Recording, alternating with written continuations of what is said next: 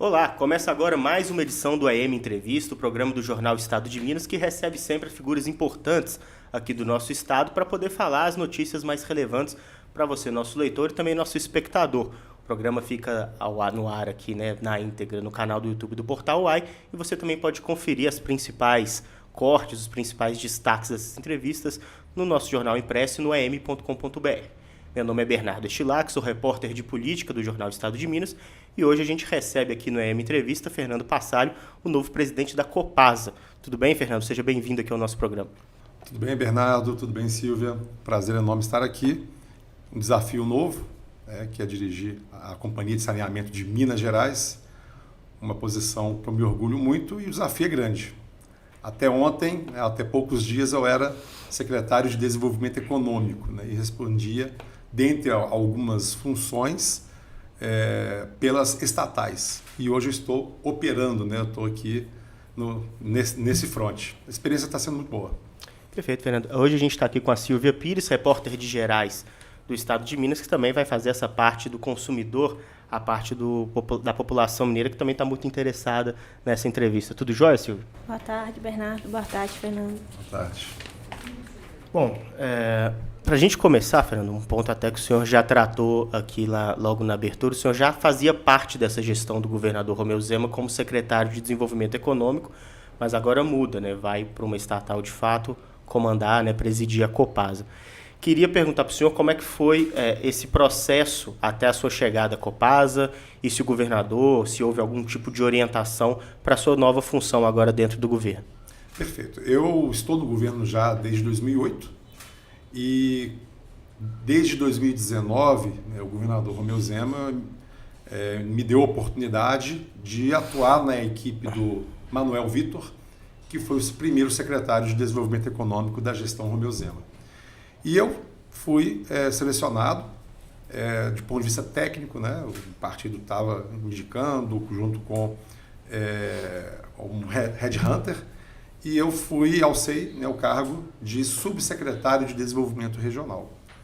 Ainda no primeiro ano de governo, com a saída do Manuel Vitor, eu fui para secretário adjunto, depois secretário de Estado, e foram várias coisas que a gente conseguiu atuar, principalmente na geração de emprego e renda e na atração de investimentos. Antes do governador Romeu Zema, o Estado de Minas atraía uma média de 11 bilhões de reais por ano. Isso de 98 a 2018. Ou seja, de empresas novas que vinham para Minas Gerais, ou aquelas que aqui estavam, que se expandiam, no final do dia, emprego sendo gerado, somava 11 bilhões de média. E nós conseguimos, com toda a credibilidade do governo e fazendo o dever de casa, desburocratizando a economia, nós conseguimos dar um salto para 460 bilhões em 6 anos. Então, é um grande legado que se converte na melhor taxa de emprego da história também. Nós estamos aí beirando 1 milhão de empregos, em breve será anunciado 1 milhão de empregos. E, com relação às estatais, a Secretaria de Desenvolvimento Econômico cuidava da gestão delas. E outro ponto importante, nós conseguimos marcos históricos em termos de lucratividade dessas estatais. Formamos um time técnico e que deu muito resultado. A orientação do governador ao me escalar para assumir a Copasa, tanto o governador quanto o vice-governador, o professor Matheus, é que eu vá para a empresa com a missão de manter os investimentos necessários para a melhoria da prestação do serviço para o pagador de tarifas. A gente chama dessa forma de pagador de impostos, e o pagador de tarifas, que é aquela pessoa que está ali, ela não tem opção e ela merece o melhor serviço possível.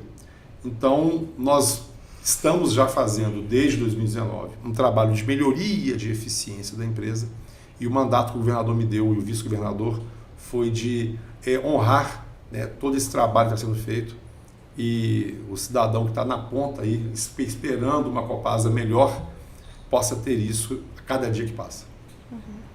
E o senhor chega na Copasa em um momento que há uma tentativa para privatizar ela.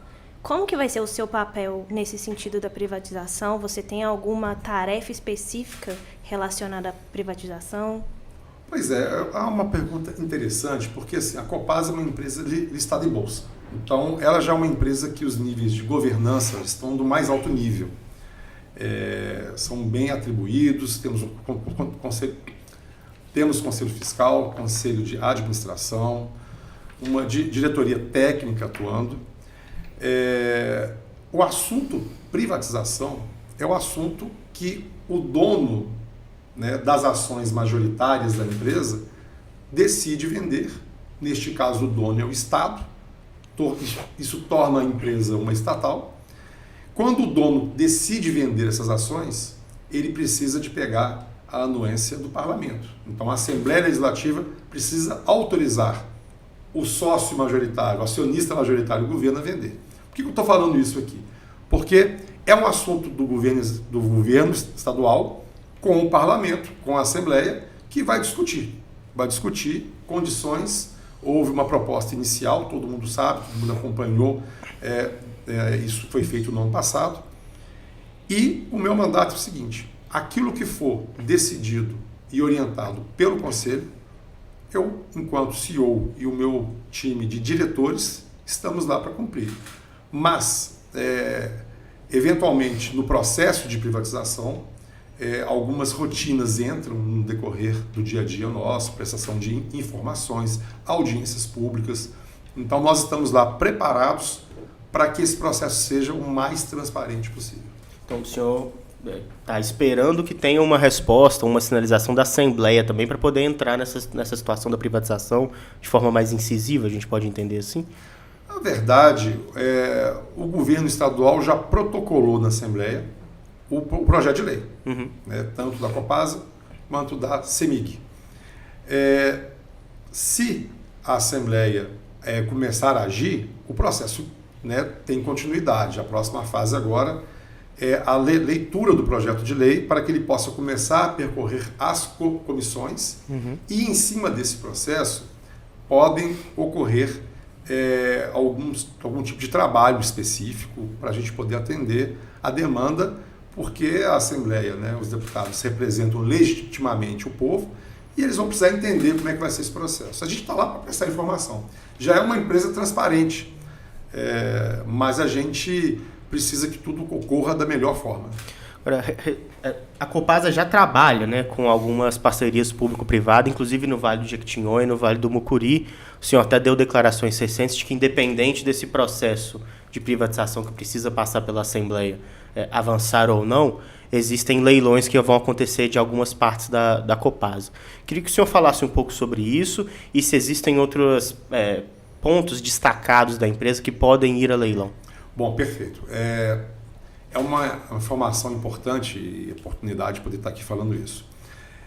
Nós temos hoje, depois do marco do saneamento, nós temos hoje um bloco chamado Bloco do Jequitinhonha, formado por 92 municípios daquela região que são atendidos pela Copasa e pela Copanor.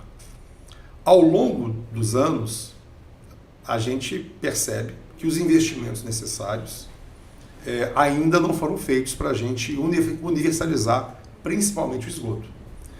Então, nós queremos mais velocidade nesse processo. E nós acreditamos que uma PPP, ou seja, a Copasa continua sendo a empresa responsável, mas a PPP vai permitir que empresas privadas possam atuar fazendo os investimentos numa velocidade maior do que a Copasa faria, para que a gente chegue ao final do processo tendo o saneamento básico entregue. Saneamento básico é saúde, acima de tudo, é qualidade de vida. Por que isso, independente da privatização, vai andar?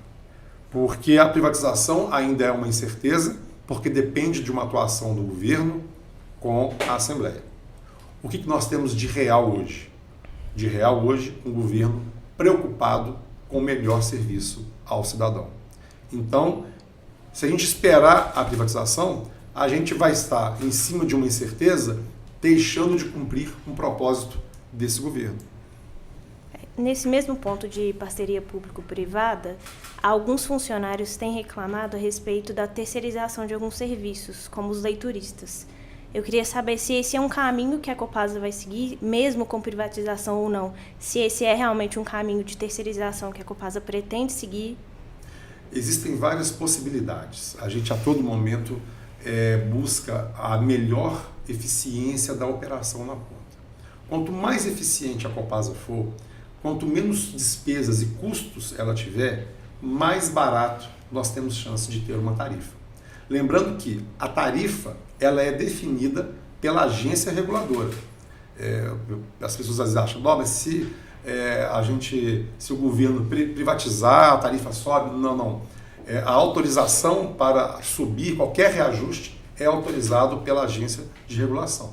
Então, na composição da tarifa, tem lá a questão da eficiência operacional. Quanto menor for o custo da empresa, a gente pode ter uma tarifa menor. Nesse caso de leituristas, a gente sabe que várias empresas, inclusive ao redor do mundo, têm até mesmo os hidrômetros automáticos. O próprio hidrômetro já informa a Copasa, a empresa, né, no caso, qual que é o número lá que vai ser usado, né, da quantidade de consumo para emitir a conta. Então, a todo momento a gente está olhando processos com maior eficiência e menor custo, porque no final o cidadão pode acabar pagando menos tarifa. Vamos continuar nesse ponto, né, do valor da Copasa, mas agora falando não da privatização, mas da hipótese de federalização. Porque a Copasa, junto da CEMIG e da CODEMIG, é colocada ali como um dos principais trunfos de Minas Gerais na adesão ao PROPAG, que é o Programa de Pleno Pagamento da Dívida dos Estados. Minas deve aderir ao PROPAG até o final do ano e a Copasa entraria ali como uma forma de abater o estoque da dívida com a União, que hoje está em volta de 170 bilhões.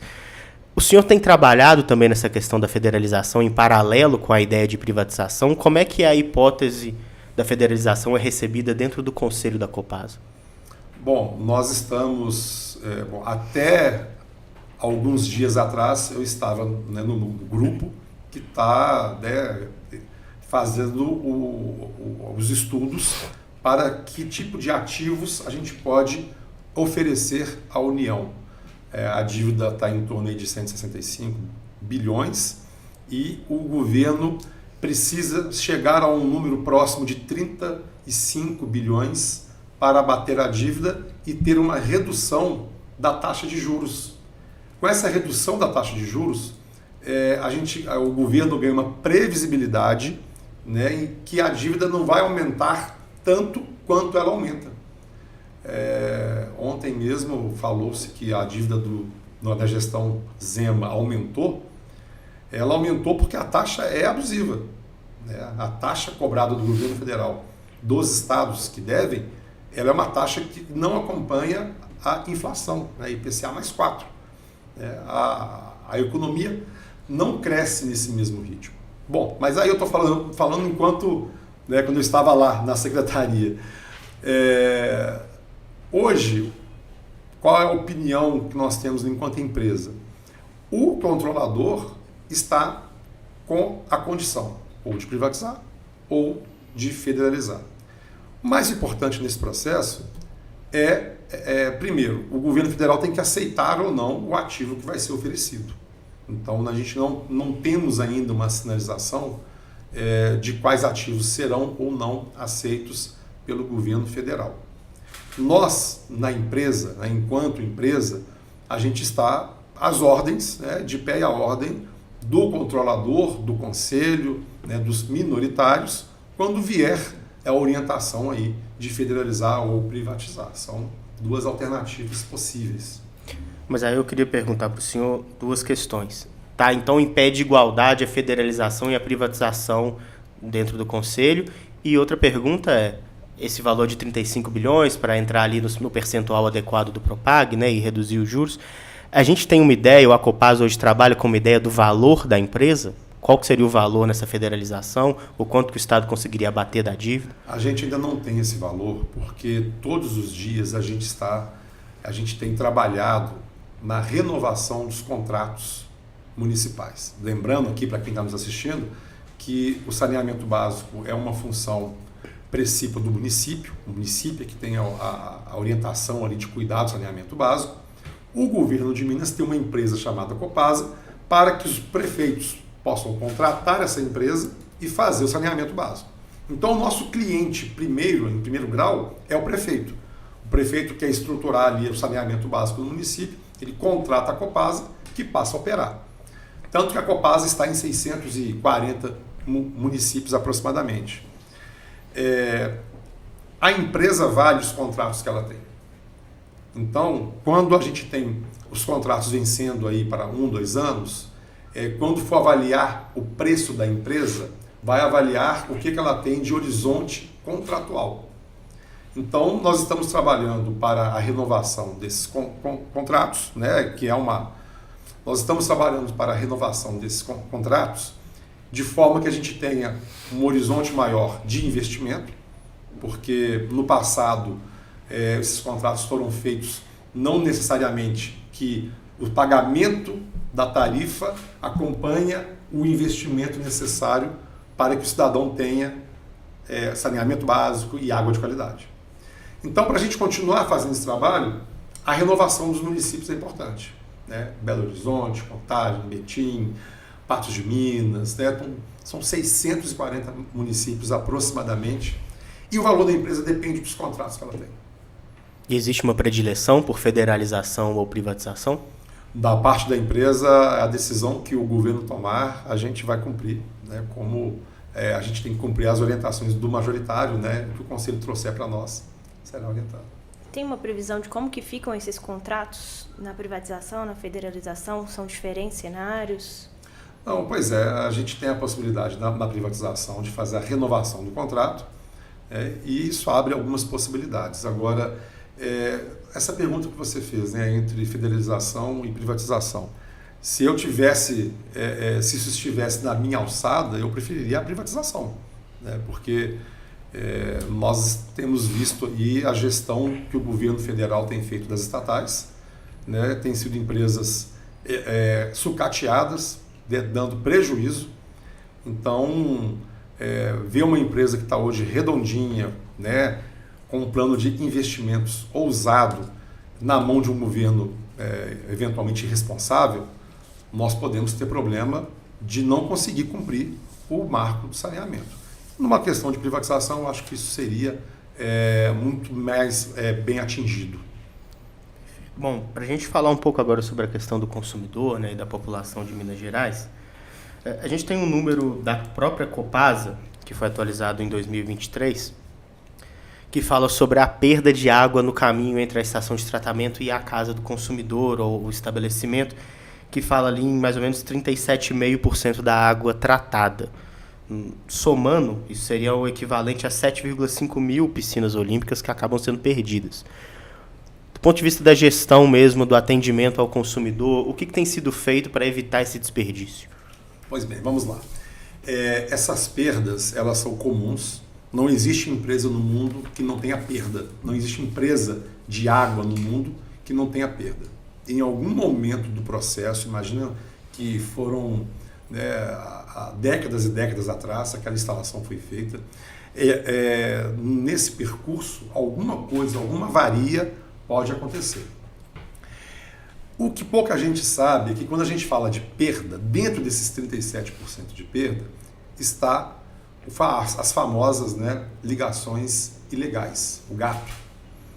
Então, o grande prejuízo que isso traz é porque a gente tem uma região, por exemplo, uma região que é regularizada, que as pessoas recebem a conta, pagam, e se tiver uma região informal que está puxando, né, ligações clandestinas de água, acaba que a gente manda a água para atender aquela população que, aos olhos da empresa, existe porque a ligação é oficial, e boa parte dessa água acaba sendo desviado para ligações clandestinas.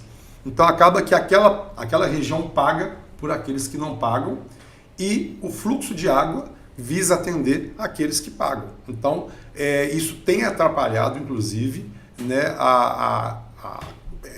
eventuais questões de abastecimento. Né? Então, é importante dizer, boa parte dessas perdas é no fluxo normal de deteriorização, né, dos canos, dos dutos, que é um trabalho... A maior parte, desculpe te interromper, mas... Não, eu vou dizer aí que é meio a meio. Tá. Né? E a outra parte a gente chama de perda regulatória, que é quando as pessoas fazem ligações clandestinas. E uma discussão recente, cada vez mais forte, é a questão climática. A gente tem visto muitas ondas de calor, passamos por um período de estiagem longo no ano passado. Eu queria saber como que a Copasa se prepara para esses eventos climáticos extremos, se tem uma preparação, como que isso impacta o abastecimento. Bom, é um trabalho constante. Hoje eu posso dizer que os reservatórios dão conta, nós não temos nenhum risco de desabastecimento atualmente, não dá para a gente prever como é que vai estar ondas de calor e tal, mas em condições normais de temperatura e pressão, com o que a gente já viu nos últimos anos, a gente tem hoje garantia de abastecimento, né, principalmente aí na região metropolitana, que é mais crítico, mas nós estamos fazendo obras de infraestrutura no Manso e no Paraupeba, justamente para a gente conseguir ter contingência, ter plano A e plano B, caso um ou outro sistema de abastecimento venha a colapsar. Então, nós já estamos trabalhando nessas obras de infraestrutura para entregar essa segurança a mais, principalmente a região metropolitana. As outras regiões, a gente não enxerga aí no horizonte próximo nenhum risco de desabastecimento. Esses dois que você comentou, o que exatamente tem sido feito para o nosso ouvinte entender melhor? A gente está fazendo a possibilidade que, se um colapsar, a gente consegue que o outro possa abastecer a região de um, né? Um poder abastecer a região do outro, a área do outro. Com isso, a gente cria aí uma sinergia, né, nessa reservação de água, é o termo que eles usam. Então, essas obras são justamente para que a gente tenha adutoras que possam ser acionadas caso algum reservatório tenha problema de abastecimento. A gente fez São obras, inclusive, de bilhões, né? A Copasa está investindo bilhões nisso.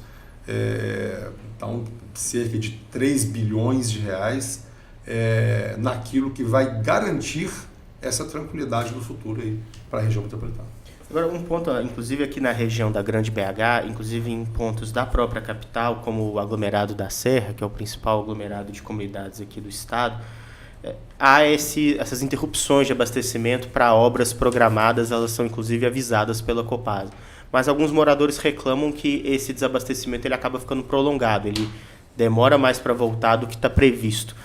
Isso está no radar da empresa? Existe algum trabalho sendo feito para poder resolver essa questão? Sim, existe. Essas manutenções programadas, elas são necessárias. Toda obra que é feita, todo o processo que é feito justamente para a gente reduzir a necessidade dessas manutenções. A questão é que quando você corta o abastecimento da água para fazer a manutenção e aquela água volta um pouco no sistema, não é igual a eletricidade. Eletricidade você desliga e, ao ligar, na velocidade da luz, as coisas se restabelecem. Uhum. A água não. O restabelecimento da água na casa do cidadão, ele já enfrenta a gravidade como um maior desafio, porque ele tem que, de novo, acontecer o bombeamento até chegar, e principalmente bairros mais altos, você falou Serra, são os que mais sofrem, né? Porque até a água ser restabelecida no sistema e bombeada para chegar, né, em regiões mais altas, realmente há um atraso aí que infelizmente a gente não tem como eliminar. Mas existem sim pesquisas e a área técnica nossa, né, de desenvolvimento, ela está atenta a novas formas de manutenção e de atendimento para que isso possa ser mitigado. Mas, por exemplo, esse morador, então, quando tem essa paralisação programada, ele precisa já se planejar, então, para ficar alguns dias sem abastecimento? Como é que é? Bom, Pode acontecer de ser alguns dias, mas o normal não é. O normal é que seja dentro de 24 horas que o restabelecimento aconteça, né? O normal é esse.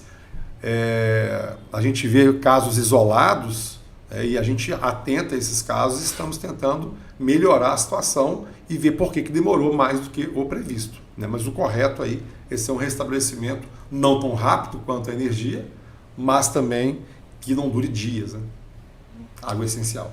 A gente falou dessa questão do restabelecimento da água, mas ainda tem muitos municípios, muitas pessoas aqui que elas nem têm acesso à água tratada, nem à parte de esgoto.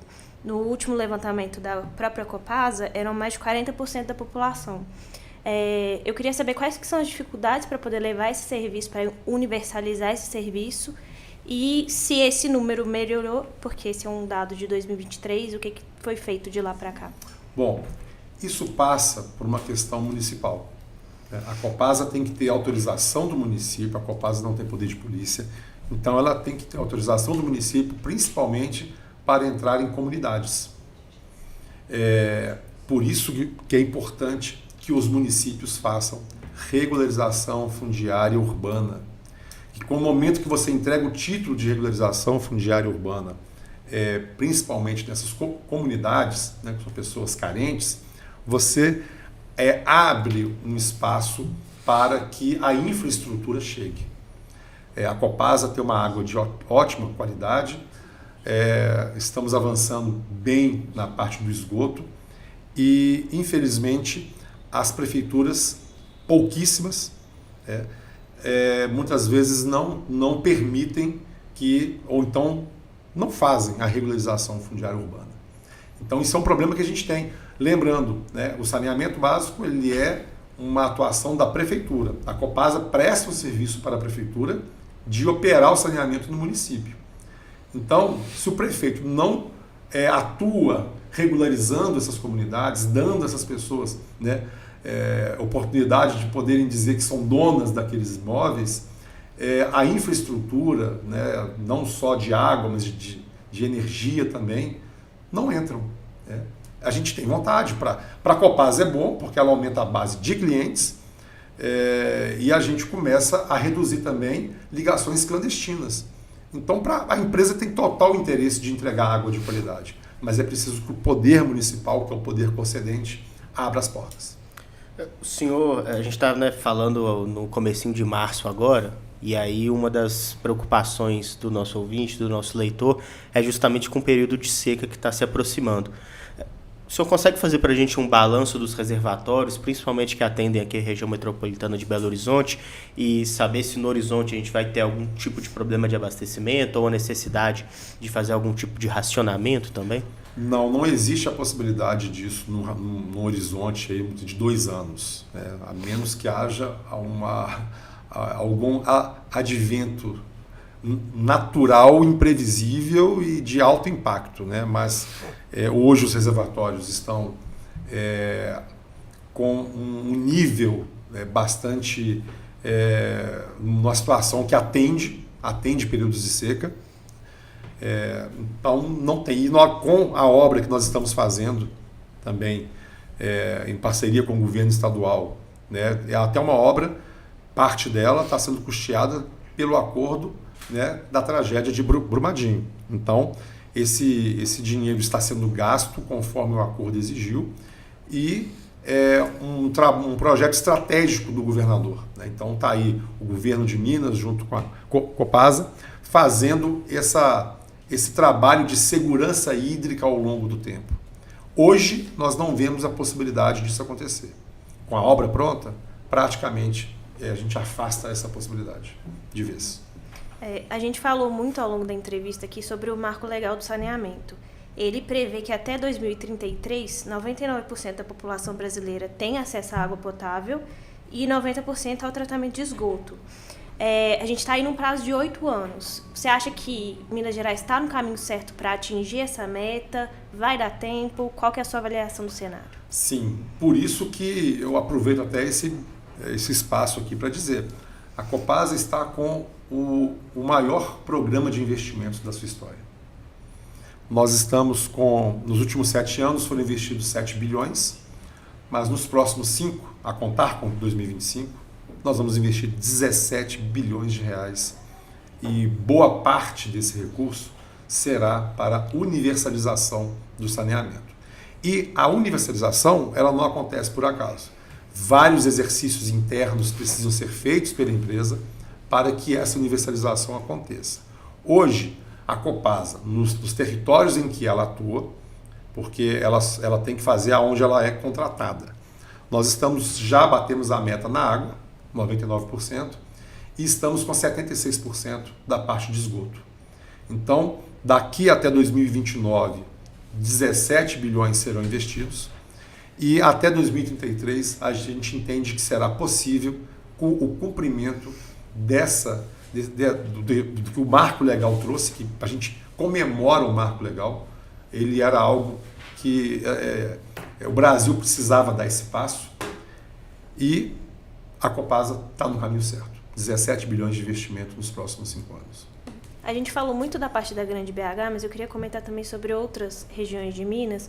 Norte de Minas é uma área que sofre muito com a questão da seca. Tem algum plano pensado especificamente para essas regiões que são problemáticas em período de estiagem, que sofrem bastante nesses períodos de seca? Sim, principalmente quando a gente fala do bloco do bloco do Jequitinhonha, né? A PPP lá está dentro desse projeto o aproveitamento de 7 barragens extremamente positivas ali para garantir, nos momentos de estiagem, a segurança hídrica que a população local precisa. Então, por isso que a gente enxerga como que essa PPP, e aí eu faço aqui, aproveito a audiência de vocês, para que os prefeitos e prefeitas do bloco do Jequitinhonha façam a adesão a essa PPP. A gente precisa da anuência do prefeito para isso. Uma vez essa anuência estando feita do bloco inteiro, esse trabalho de segurança hídrica ganha mais investimento, mais velocidade, e essas barragens que estão ali hoje com um nível de captação pequena, vai ser possível aumentar esse volume de captação. Mas é importante dizer que está totalmente no nosso radar e em grau de prioridade. Bom, a gente teve no início do mês passado o anúncio de mais um projeto, da etapa final de um projeto para poder reduzir o esgoto na Lagoa da Pampulha, e esse é um tema muito caro, muito importante aqui para a população de Belo Horizonte e da região metropolitana. Queria perguntar para o senhor qual que é o trabalho que a Copasa vem fazendo nessa questão e se a gente tem a possibilidade de ver no horizonte, de fato, em algum momento, a Lagoa da Pampulha novamente com as águas limpas. Sim, pois é. Chega a ser nostálgico. A gente lembra quando eu era criança, as pessoas praticavam esporte ali, né? E era um centro que atraía turistas, né? A gente tem ainda um potencial muito maior turístico ali e que é pouco aproveitado. E quando a gente conseguir terminar esse projeto chama Reviva Pampulha, ele consiste em quê? Várias intervenções estão sendo feitas para que 10 mil residências, aproximadamente, deixem de fazer com que os efluentes cheguem, de esgoto, cheguem na Lagoa da Pampulha. Então, quando começar esse processo, quando os efluentes de esgoto deixam de ser entregues, uma outra etapa de limpeza da lagoa começa a ser feita e aí ela passa a ser, de forma sustentável e consistente, uma lagoa limpa e própria para atividades de esporte, turismo, e é o que a gente quer para a nossa Grande BH. Para a gente finalizar, Fernando, eu queria voltar num ponto do início da entrevista, porque ao longo da nossa conversa aqui, o senhor falou algumas vezes, né, sobre a importância dos contratos, né, que a Copasa, na verdade, trabalha a partir dos contratos firmados com os municípios. E existe, inclusive por parte da oposição ao governo na Assembleia, uma preocupação justamente em relação a esses contratos no caso de uma possível privatização, de que municípios em áreas mais isoladas do estado, municípios mais pobres, tenham dificuldade em fazer contratos, em fazer parceria com uma empresa que não é, pública, que não pertence ao Estado, mas à iniciativa privada. Queria entender do senhor como que o governo do Estado, ou qual vai ser a função do governo do Estado, do poder público, de fiscalização e de como garantidor de que, mesmo que sendo uma empresa privada, às vezes até uma empresa estrangeira, esses locais mais afastados do Estado, locais que sofrem com a seca, vão ter garantida o seu abastecimento de água. Vamos lá. Primeiramente, a Copasa, sendo pública ou privada, ela é regulada por uma agência independente, a ARSAI. Então, essa agência independente, ela zela pelo cumprimento da atividade que a Copasa tem ali naquele município. Tem município que tem água e esgoto e tem município que tem só água, como prestação de serviço. Numa eventual privatização, eu entendo que a ligação já está feita, a estrutura já está pronta, seria só o avanço dos investimentos. Não tem por que haver abandono da empresa nesses municípios menores. Não vejo o menor sentido nessa preocupação. É, na minha opinião, uma narrativa até infeliz que a oposição tenta colocar, mas é um serviço regulado.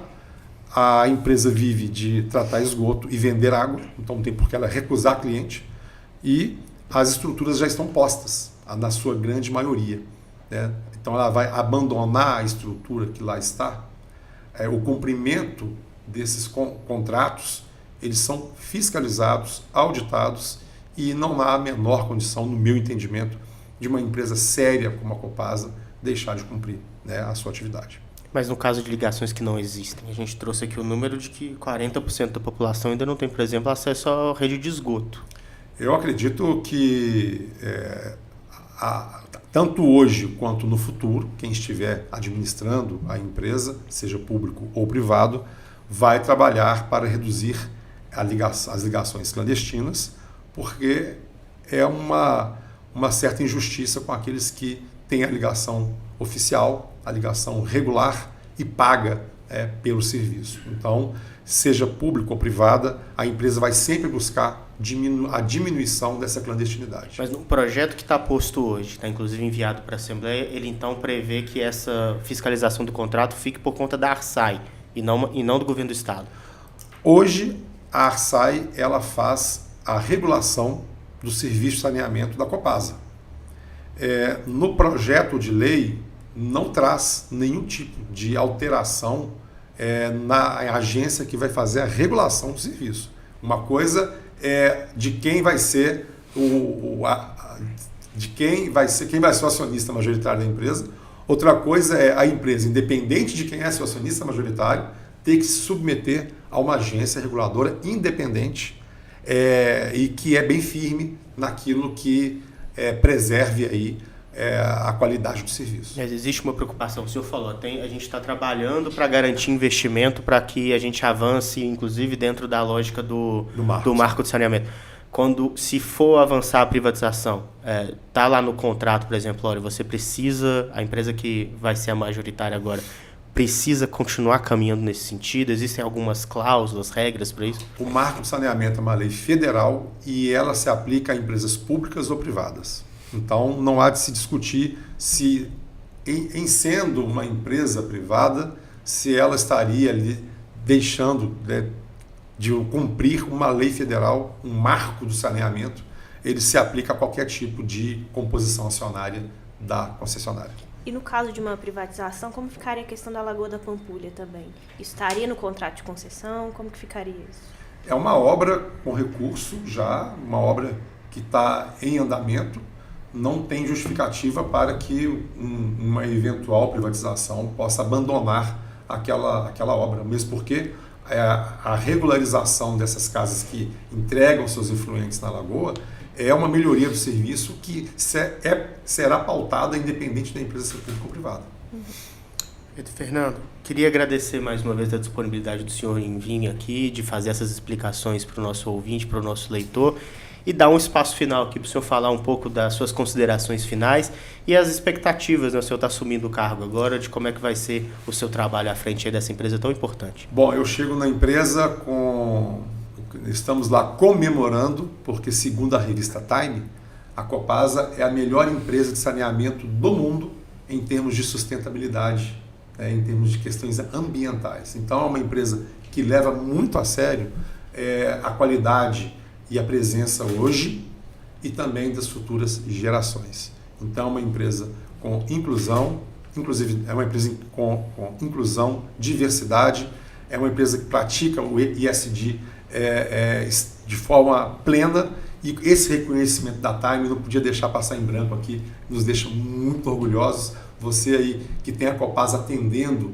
a sua região, fique ciente de que nós continuaremos investindo, são 17 bilhões, para que você possa ter ainda mais serviços de qualidade sendo entregues ali na torneira da sua casa. Queria agradecer novamente, Fernando, agradecer também a vocês que nos ouviram e também quem vai ler no am.com.br nossa edição impressa do Jornal Estado de Minas.